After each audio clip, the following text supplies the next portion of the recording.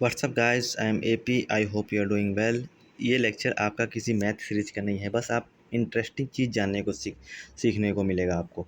शून्य से पहले की ज़िंदगी क्या थी, कैसे जोड़ते थे घटाते थे, ये मैं इस लेक्चर में बताना शुरू करूँगा। चलिए शुरू करते हैं। किसी भी आकृति के निर्माण के पीछे अनुपात और आकार का पूरा गणित होता है।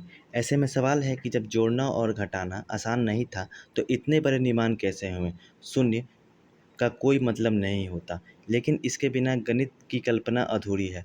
आज हम चांद पर जा पहुंच गए, इसके पीछे भी शून्य का ही कमाल है। अगर शून्य ना होता तो हम दूरी का अंदाज़ा भी नहीं लगा पाते, ना हम नंबर को जोड़ पाते और ना ही घटा पाते।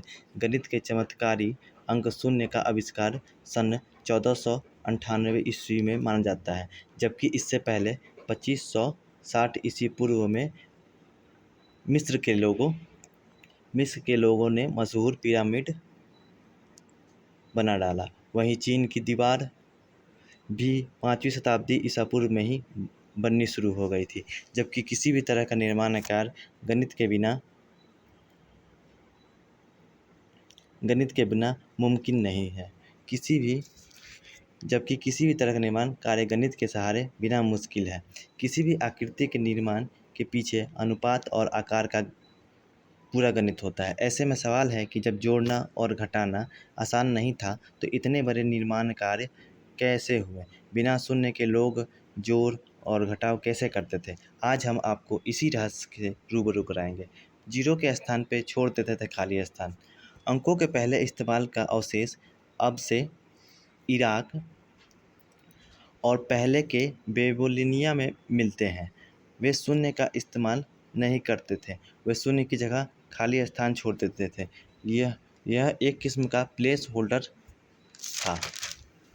रोमन करते थे एबाकस का इस्तेमाल। ग्रीक के लोग जीरो की खोज से पहले इसके बारे में जानते थे, लेकिन इस अंक को नहीं मानते थे। वहीं रोम में बिना इसके इस्तेमाल के ही जोड़ घटाव किया जाता था।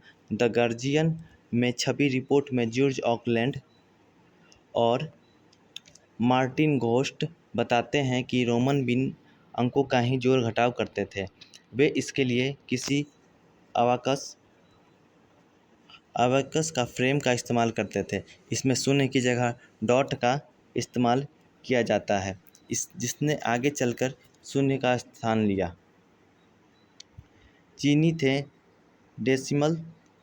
चीनी करते थे डेसिमल प्लेस वैल्यू सिस्टम का इस्तेमाल।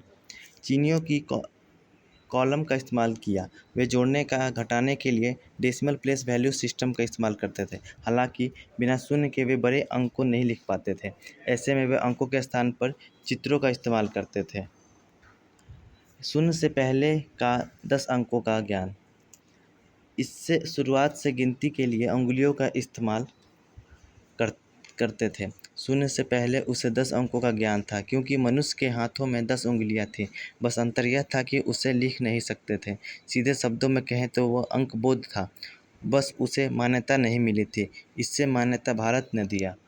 क्या आप बता सकते हैं लास्ट में कि भारत का वो कौन सा गणितज्ञ था जो शून्य का आविष्कार किया। चलिए, यहाँ पे ये शून्य का जो इतिहास था मैंने आपको बताया। वीडियो अच्छा लगा हो तो वीडियो को लाइक कीजिएगा, चैनल सब्सक्राइब कीजिएगा। Thank you so much, bye bye.